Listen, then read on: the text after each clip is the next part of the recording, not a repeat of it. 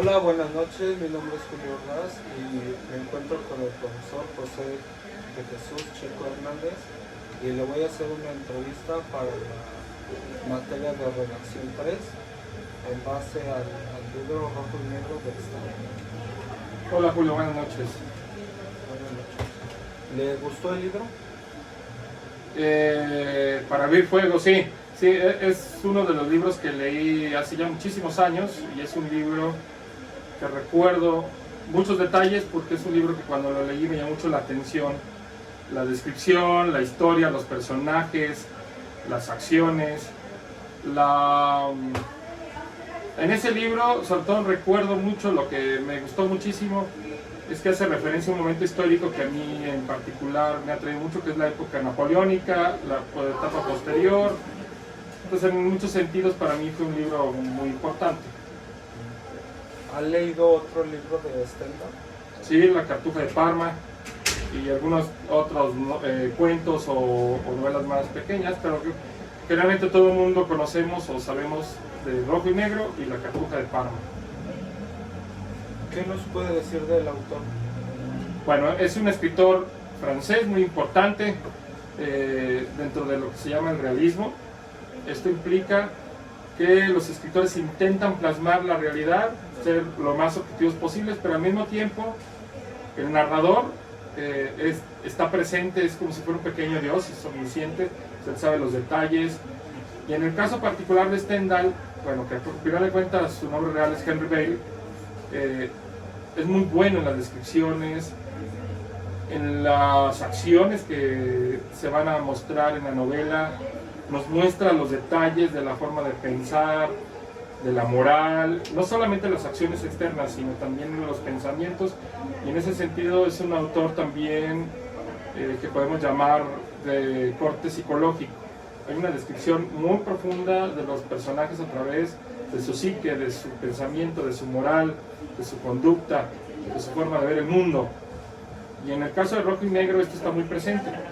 El personaje central, que es Julián Sorel, Stendhal lo describe a cabalidad, los detalles, su forma de pensar, su forma de actuar, su forma de ver el mundo, y que representa mucho lo que pensaba la clase media francesa en la época posterior a la Revolución Francesa. Como usted lo dice, de que Julián era de clase media, ¿qué piensa de las maneras que él tenía para llegar a ser de clase alta? Bueno, una de las características de esta novela en particular, aunque Stendhal en todas sus novelas tiene este interés, que es mostrar cómo alguien con su voluntad, su esfuerzo, puede ascender en la escala social. La cuestión aquí es cómo se hace. En el caso de Julián Sorel, es un muchacho que tiene muchos dotes intelectuales, que es capaz de entender a los demás, pero también es capaz de entender que es a través de la manipulación, de controlar, a veces de forma no tan honesta a los demás, que se puede ascender en la escala social, en contra de las adversidades y demás. Digamos que en este sentido, el autor nos muestra un mundo cambiante, que es el que a él le toca vivir en la época napoleónica y posterior, en donde no necesariamente los que van escalando y mejorando socialmente hablando lo hacen de una forma correcta, estudiando, trabajando, sino también engañando, sobornando, utilizando a los demás como mecanismos de resortes sociales, ¿no? ¿Cambiaría algo de la trama? No, es muy compleja.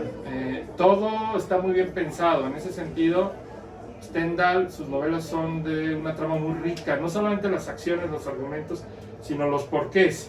Sí hay como porqués que a veces cuando lo estás leyendo la novela, en particular Rojo y Negro, no te das cuenta de lo que va sucediendo hasta varios capítulos después, en donde vas encontrando que todo tiene que ver, que está muy bien estructurado, los personajes, las acciones, cómo se van amarrando las causas y consecuencias.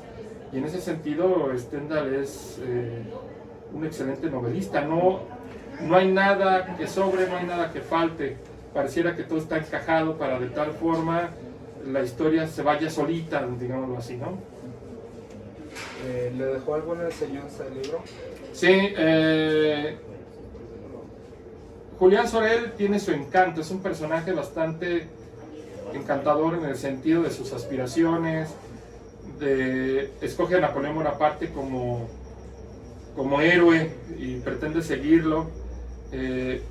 Los personajes que están a su alrededor, a pesar de que hay personajes mezquinos, ávaros, despreciables, también hay algunos que son sobresalientes y él mismo tiene la capacidad de ver muchas cosas buenas, pero esta ambición desmedida de ascender en la escala social, de dejar un nombre y que su nombre sea reconocido, dejar de ser mediocre, etcétera, es encantador, pero en el momento en que Julián empieza a utilizar no caminos, digamos, correctos, es cuando el personaje toma un carácter también muy humano en ese sentido. Sí. Bueno, pues es todo, profesor. Muchas gracias. No, al contrario, agradecerte. Gracias.